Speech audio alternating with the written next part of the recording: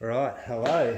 We're going to have a look at a few things on this 09 e-scooter with regards to some of the new tyres that Zero have, which we've thrown on. We're going to share our experiences with those. Going to look at these tyre liners and sort of share the experiences on those little doobies.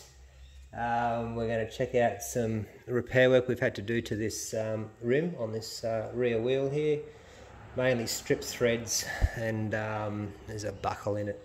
And lastly, some balancing that we had to do. So yeah, let's get into it. First of all, with the new Zero tyres that have been around for a couple of months or so, I believe, are a bit thicker now on the edges. This is an old one, and we've put a new one on here. We picked it up from Ride Electric there in Fortitude Valley yesterday, and they are a thicker tyre now, so the sidewalls and the actual tread itself are thicker, similar tread pattern, but hopefully last a bit longer, a little bit more puncture resistant, probably a bit heavier, which is probably why we're starting to look at some of this balancing type stuff at the moment. But yeah, they don't sort of, remember the original Zero tyre had a bit of a lip on the sides, you know how that sort of sticks out just across here, that part, and you don't have that now. They're a little bit more like the intercom tyre that I've got on the front there on that one. So that's that one. So I've thrown that on, and I found that it was running a bit rough. It sort of wasn't handling too well, felt like it was out of balance, bit of a wiggle, bit of vibration in the back. In fact, that lower speed, it almost felt like you're starting to get a flat tyre. So I've pulled it all apart and put it all back together again, and we basically come to the conclusion that it was needing to be balanced up a bit. So I'll show you that lastly. But yeah, that's the new tyres. Previous Zero tyres, I've been through 2 of those, so I've just now gone on to my 3rd, and I think we're up to about 3,000 Ks, so it's not too bad. That's on the rear, of course. On the front, there's a bit less wear on the front, of course, so that's my 2nd one there, and that's been on there for, I don't know, probably 3 or 6 months, so yeah, that's not too bad. Actually, those intercom tyres aren't too bad compared to the Zeros. For road, they're pretty quiet. They're pretty pointy. The profile, they're pretty pointy. Not a lot of traction or tread on them. Yeah, it's a nice quiet tyre, but yeah, these new ones that Zero have are probably a little bit more like that shape. But yeah, they do feel nice and meaty, which is good to see. All right, move on to the 2nd one around these liners. So I've been using liners on the M365 for quite some time with somewhat success. Even when we've gone up to the 10-inch wheels like we do there at the back. Not too bad. I found on the Zeros, because they're a higher speed scooter, they tend to be more hassle than what they were. So tyre liner, you know, 40, 50 bucks for enough to probably do about 4 or 5 tyres. Really good to stop punches, but they do bring with them other problems, and one of those problems that you might be able to see here on this tube, which had a tyre liner attached to it, is that on the edges of the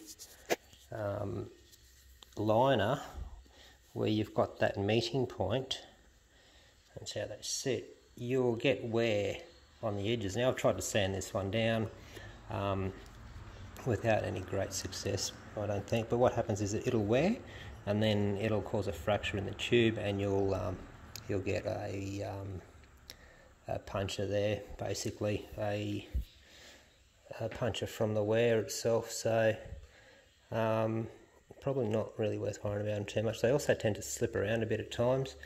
These are probably a little bit narrow for our 2-inch tyres that we've got on the Zeros, but on the M365 they didn't sit too badly. But yeah, they do move.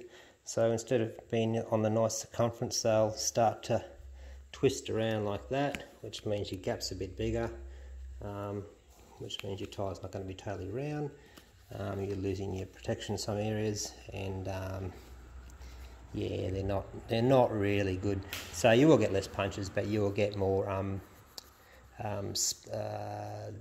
punches from the actual rubbing of those. So they also tend to obviously throw another dimension of weight into the tyre, which can take it out of balance a bit, etc. So yeah, probably give them a miss on the bigger bigger scooters. Anyway, the faster scooters. Now the other one's around the rim. So as I mentioned, I've gone through a couple of tyres on the back of this one, the outer tyre, and then with the tubes maybe I'm on the 4th or 5th. So having to pull the split rim apart to get to change the tyre means that you need to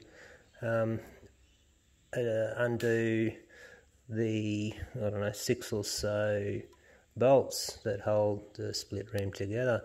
And because they really just use a thread on the rim, and they're a lightweight rim, they're probably made of aluminium, I guess, are they? But they can strip not so much the bolts but the thread that's built into the rim itself. So what I've had to do here is actually for these two, the first one went 6 months ago, and you can probably get by without one bolt there, but the one beside it started to go as well. So what I've done is I've drilled them all the way through. So normally that they'll screw in here, and then the thread is built into the rim on this side here. But once that thread strips, then you need to get your drill out, go all the way through, get the right size bolt. I think they're a 45mm in length and probably a 4mm, so that the head sits in there, and that's a nice Allen key head on that one, and then that goes all the way through the hole you've made. And then I don't even have washers there, there's no room for those washers, but they're not going anywhere because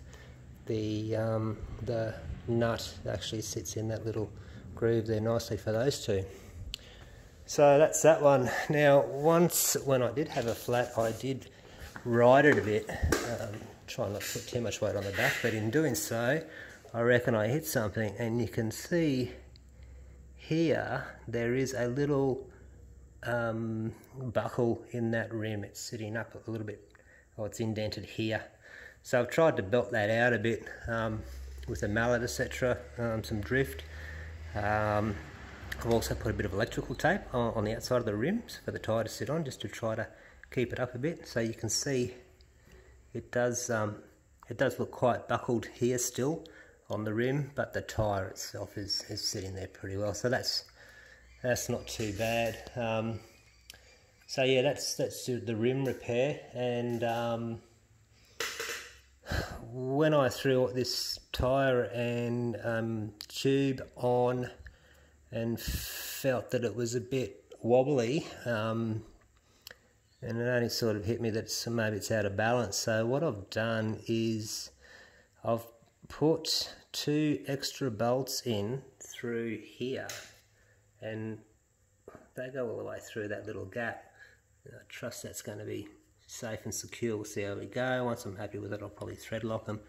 And this placement of those 2 bolts that I've put in there against the valve stem, which is here, and the other bit of weight is obviously these 2 new threaded holes that I've put through there where the thread broke. So I've got a little bit more weight here because they are a longer, probably heavier bolt than the original ones. These 2 to balance, and then the stem.